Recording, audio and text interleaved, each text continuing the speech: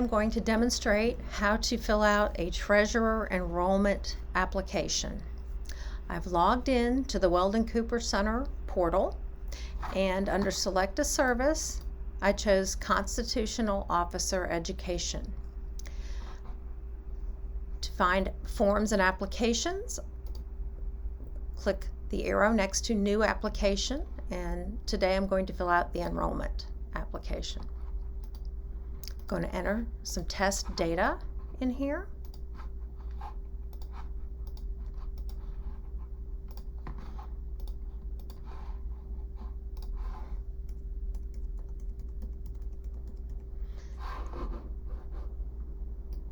And click the Next button.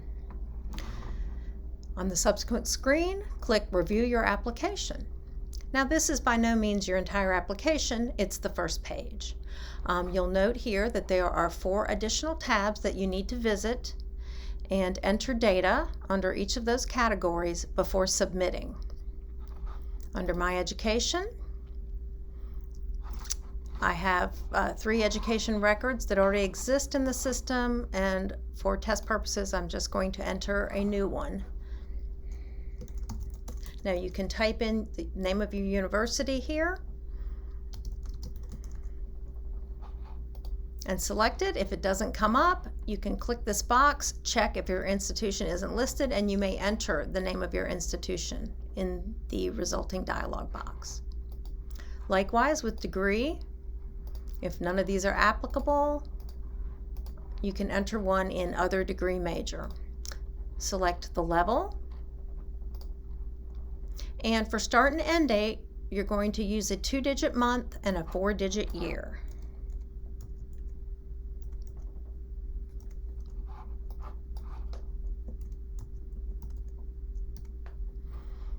Once you've entered the data, click Submit, and you'll see that it added that new record.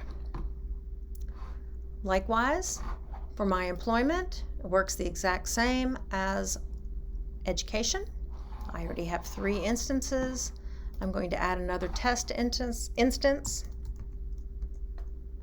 County of Albemarle. Title, we're going to say Deputy Treasurer.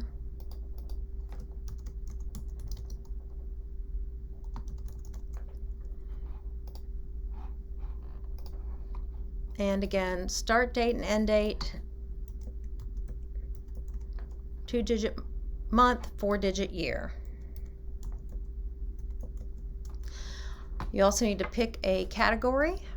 In this particular one, experience as a deputy treasurer is applicable. Click Submit, and it's been added. The next section, courses and events, you'll see that everything that the Cooper Center already has in the system is listed. So you only need to add events or courses that do not appear in this list. I'm going to add a new one. I'm going to call it Test Pending Event. My start date, you do need to put an actual full date, month, date, day, year, so that we are able to verify the actual event or course that you took. And I'm going to say this was online, or actually I'm going to say this was in person, and I took it in Richmond, and hit Submit. You'll see that these are pending, and they will need to be verified before they are activated and you receive points for them, and the certification administrator will do that verification. Service to the association works the same as courses and events. I have 1 service record already in the system. I want to add another one. I'm going to say spoke at a conference, TAV panel discussion group, and I'm going to put in July the 5th, 2022. And it was a 1-day event, and hit Submit. You see here, spoke at a conference now appears under My Service to the Association Pending. And that, again, will be verified by the certification coordinator and activated, and at that point you'll receive points for it. So the last step is to submit the application. You have a chance to review it, click Save. You'll see now that it's enrollment submitted, and there is now an invoice associated with that enrollment form. You may click here on the invoice, and you have two choices here. You may print the invoice and mail in a check, or you may click Pay Invoice, and it will forward you to our credit card gateway for online payment with a credit card. Thank you, and this concludes our tutorial.